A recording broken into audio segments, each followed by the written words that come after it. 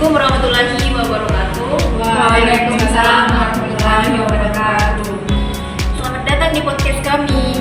Jadi pada hari ini kita akan membahas sebuah topik yang sangat penting dalam bernegara, yaitu topik tentang demokrasi. Dan di sini saya sudah bersama 3 narasumber saya yang merupakan mahasiswa ilmu politik UIN Alauddin Makassar. Di sini sudah ada saudari Alivia, ada saudari Ainun, dan ada saudari Amanda. Dan pada hari ini kita akan mengeksplorasi di mana sih demokrasi itu seharusnya dipahami, apa aja tantangan demokrasi pada saat pelaksanaannya di Indonesia, dan apa aja sih peran kita sebagai mahasiswa untuk menguatkan demokrasi. Jadi tanpa berlama-lama, mari kita langsung mulai aja nih percakapannya. Oke, jadi pertanyaan pertama saya, menurut teman-teman narasumber di sini, apa sih definisi demokrasi yang paling tepat untuk kita pakai? Kalau mengacu kepada pendapat Abraham Lincoln, demokrasi itu adalah government of the people, by the people and for the people. Jadi pemerintahan itu dari rakyat, oleh rakyat, dan untuk rakyat. Ini merupakan definisi yang paling sering digunakan dalam kajian politik. Iya, itu dasar yang kuat. Tapi kalau kita berbicara dalam konteks Indonesia, demokrasi kita juga mempunyai ciri khas, yaitu musyawarah, gotong royong, dan nilai-nilai Pancasila. Demokrasi Pancasila itu menekankan keseimbangan antara kebebasan individu dan kepentingan bersama. Betul, dan itu yang membedakan antara Indonesia dari model demokrasi liberal di Barat. Kita tidak hanya mengutamakan suara mayoritas, tapi juga menjaga harmoni dan keadilan sosial. Nah, kalau gitu, apa sih yang jadi tantangan dalam pelaksanaan demokrasi di Indonesia pada saat ini? Kalau menurut saya, tantangan yang pertama itu mungkin masalah partisipasi politik. Banyak masyarakat yang pasif, terutama generasi muda, mereka itu menganggap politik itu jauh dari kehidupan mereka, padahal keputusan politik itu sangat mempengaruhi kehidupan sehari-hari. Setuju. Selain itu, ada masalah hoaks dan disinformasi.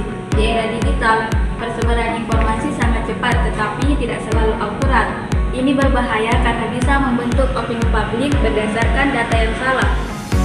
Saya ingin menambahkan itu soal politik uang. Di beberapa daerah fenomena ini masih kuat. Masyarakat ini cenderung memilih karena imbalan ataupun serangan fajar, bukan berdasarkan kualitas calon. Ini jelas melemahkan demokrasi kita. Nah, tadi kan kita sudah dengar nih apa aja tantangan-tantangan demokrasi dalam pelaksanaannya di Indonesia. Tadi ada yang bilang partisipasi masyarakat yang masih pasif, ada tantangan dalam dunia digital yang seringkali tersebar hoax dan disinformasi, dan ada juga tantangan yang masalah politik uang. Nah, kalau melihat tantangan-tantangan ini, kira-kira kita sebagai mahasiswa di sini, kira-kira apa sih peran kita untuk menguatkan dan demokrasi dan untuk meminimalisir tantangan-tantangan ini? Nah, kita ini sebagai mahasiswa itu memiliki peran ganda. Yang pertama itu sebagai pemilih cerdas dan sebagai agen perubahan. Nah, pemilih cerdas itu yang artinya kita ini harus mencari informasi yang benar, menilai rekam jejak calon pemimpin, dan tidak mudah terpengaruh oleh isu emosional. Sebagai agen perubahan, kita bisa melakukan advokasi, diskusi publik, ikut organisasi kemahasiswaan, atau melakukan kegiatan literasi politik di masyarakat. Mahasiswa kita harus mempunyai kapasitas yang intelektual untuk mengedukasi. Ia bahkan hal sederhana seperti berdiskusi kritis dan menyebarkan informasi benar di media sosial pun sudah termasuk kontribusi nyata. Lanjut nih, kalau kita melihat 10 atau 20 tahun ke depan, ada nggak sih harapan dari teman-teman narasumber untuk kondisi demokrasi Indonesia ke depannya? Kalau saya berharap masyarakat itu lebih melek politik, literasi politik digital mungkin harus semakin diperkuat. Dengan begitu keputusan politik rakyat bisa lebih rasional. Kalau harapan saya itu sistem demokrasi kita harus semakin bersih dari korupsi dan politik uang. Pemimpin dipilih karena kompetensi, bukan karena popularitas atau kekuatan modal. Saya sih berharap demokrasi kita itu semakin inklusif, yang dimana semakin banyak perempuan, penyandang disabilitas, dan kelompok minoritas yang berani masuk ke ruang politik. Demokrasi ini tidak hanya kuat kalau memberi ruang bagi semua warga. Kalau bicara demokrasi, saya juga teringat konsep demokrasi deliberatif dari Jürgen Habermas. Dalam konteks ini, kualitas demokrasi tidak hanya dilihat dari proses pemilu, tetapi dari sejauh mana ruang publik memungkinkan warga berdialog secara rasional dan setara. Iya, itu menarik. Di Indonesia ini ruang publik kita masih sering diisi dengan debat emosional dibandingkan diskusi rasional. Padahal deliberasi itu menuntut argumen yang berbasis data, bukan sekadar opini ataupun sentimen publik. Nah, benar, dan itu juga berhubungan ya dengan literasi masyarakat. Kalau literasi masyarakat rendah, masyarakat akan lebih mudah untuk terjebak dalam polarisasi, dan justru konflik-konflik yang tidak perlu itu akan lebih melemahkan lagi demokrasi. Nah, selain itu, kita juga itu perlu memperhatikan konsep demokrasi elektoral versus demokrasi substansial. Secara elektoral, Indonesia sudah demokratis. Kita punya pemilu reguler, multipartai, dan hak pilih yang luas. Tapi secara substansial, apakah kita ini sudah menjamin keadilan sosial, akuntabilitas, dan kepatuhan hukum?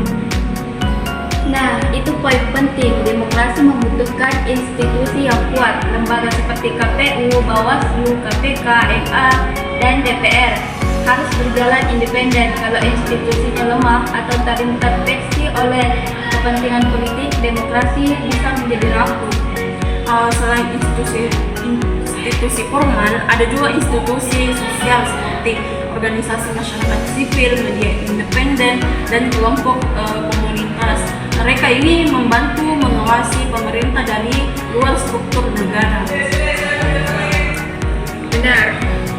Bahkan lembaga swadaya masyarakat yang bergerak di bidang lingkungan hak asasi manusia dan transparansi anggaran aja itu sangat vital untuk menyeimbangkan kekuasaan mereka.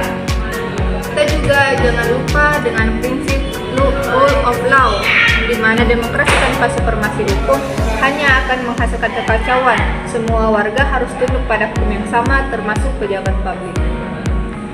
Ngomongin demokrasi modern, kita nggak bisa lepas dari perkembangan teknologi. Media sosial itu pedang bermata dua. Di satu sisi mempermudah komunikasi politik, di sisi lain membuka peluang manipulasi informasi. Iya, algoritma media sosial itu sering memunculkan echo chamber, yang dimana itu ruang gema informasi yang hanya mengulang pendapat yang sama. Akibatnya orang sulit untuk menerima pandangan dari orang yang berbeda. Iya ya, belum lagi soal isu big data dan privasi, karena sekarang itu kampanye politik itu sering memanfaatkan data pengguna untuk mempengaruhi perilaku pemilih. Jadi kalau nggak ada regulasi yang jelas di sini, itu akan sangat jadi ancaman serius buat demokrasi ke depannya. Makanya regulasi digital government itu penting. Negara harus melindungi privasi warga tanpa harus membatasi kebebasan berekspresi secara berlebihan. Nah, kalau gitu nih, apa sih langkah konkret yang harus dilakukan untuk memperkuat nih demokrasi?